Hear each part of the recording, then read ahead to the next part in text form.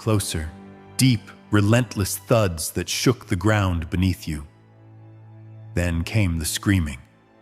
Not scattered cries, but long, piercing wails that ripped through the city as the gates finally gave way. In the narrow alleys of Samarkand, women clutched one another, silk robes tearing as they ran. There was nowhere to hide. Arrows hissed overhead, striking flesh with cold accuracy. Blood soaked into the ancient streets, turning stone into something slick and treacherous. One by one, the city's proud towers fell silent. Banners that once symbolized wealth and learning were crushed beneath iron-shod boots. And still, this was only the beginning. The true horror waited with the victors, men who no longer saw people, only prizes. As the sun sank low and shadows stretched across the chaos, a whisper spread among those still breathing. The horde had not come simply to conquer. It had come to erase. What you're about to hear involves massacres, enslavement, and the deliberate targeting of women in ways that still echo through history. These events come from the chronicles of the time, and they are deeply unsettling. The focus here isn't on glorifying suffering, but on understanding the machinery behind it, the strategy, the use of terror as a tool. If it becomes too much, step away. No judgment. But if you stay, let's lift the veil. This wasn't random savagery. It was a calculated storm, engineered to shatter empires and rebuild them in the image of one man. In the year 1220, the Mongol horde descended on Samarkand, the glittering jewel of Central Asia, not out of blind rage, but as part of a system that turned fear into fuel. The Khwarezmian Empire stretched from the Caspian Sea to the Indus River, vast and wealthy, and it made a fatal mistake. Mongol envoys were slaughtered, their deaths dismissed as a show of defiance. What followed wasn't just war, it was retaliation on a continental scale. Cities like Samarkand became laboratories for tactics that would reshape the world. Why does this still matter? Because it shows how a single insult spiraled into a machine that devoured millions. It teaches us about power, about the dark arithmetic of fear, how terror multiplies obedience, and how systems built this way leave echoes that reach into our own divided age. But to understand the fall, we have to trace the rise. Picture the Mongolian steppe in the late 1100s. Endless grasslands under brutal skies. Tribes clashed like starving wolves, fighting over grazing land and survival itself. Children learned to ride and shoot before they could properly speak. Life was harsh, and mercy was rare. Into this world was born Temujin around 1162, near the Onon River. Legend says he entered the world clutching a blood clot in his fist, a sign of destiny. His father, a minor chieftain, was poisoned by rivals when Temujin was only 9. Overnight, his family was cast out, abandoned by allies. They survived by digging roots from frozen ground and hunting rodents through merciless winters. Temujin learned early that weakness invited death. He was captured and briefly enslaved by enemies, escaped by sheer will, and slowly gathered followers who shared his hunger and loyalty. He forged alliances through marriage and strategy. Soon after marrying Burta, she was kidnapped during a raid, common in that lawless world. Temujin rallied warriors and rescued her, tasting his first real victory. But betrayal never slept. His sworn blood brother became his rival. When Temujin finally crushed him, he ordered 70 enemies boiled alive in cauldrons. It wasn't madness, it was a message. On the steppe, unity meant survival. Resistance meant annihilation. By 1206, Temujin had subdued the warring tribes. At a great assembly, he was proclaimed Genghis Khan, universal ruler. What he built next was revolutionary. Society was reorganized like a living army. People were divided into units of tens, hundreds, and thousands. Merit replaced bloodline. A shepherd could become a general. Loyalty was enforced by spies woven into every rank. Horses were bred for endurance.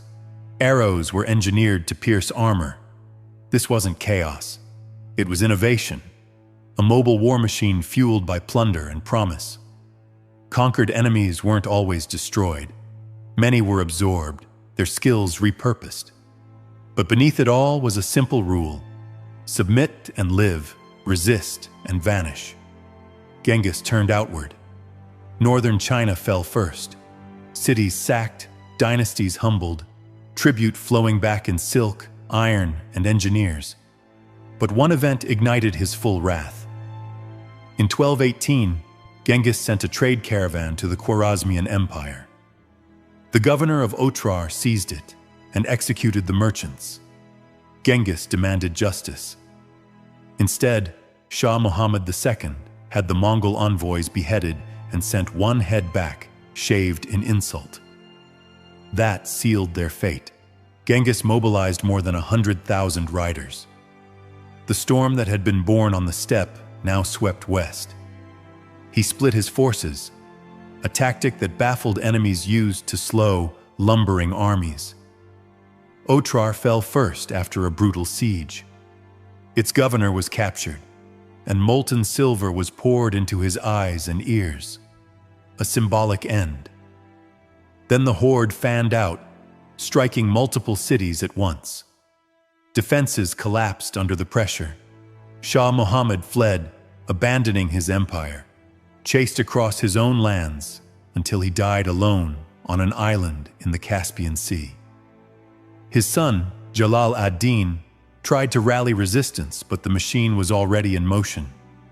Feigned retreats lured armies into traps. Captured engineers built siege engines that hurled fire and stone. Rumors of Mongol invincibility raced ahead of them, often doing more damage than weapons. By early 1220, the road to Samarkand lay open.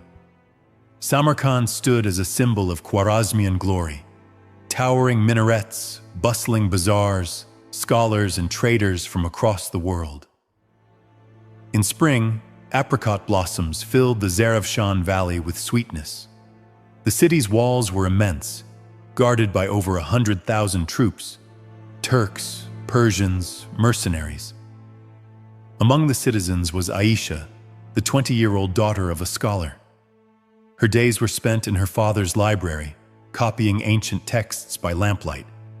Poetry, astronomy, histories of long-dead empires. Life felt permanent here, as if knowledge itself made the city eternal. But refugees arrived with horror in their eyes.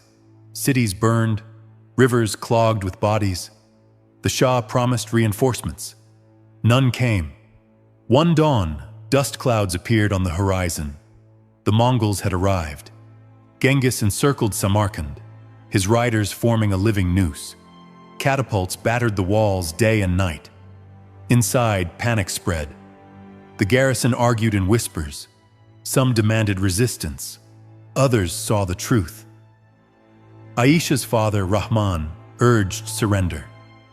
"These are not men," he said. "They are a force of nature."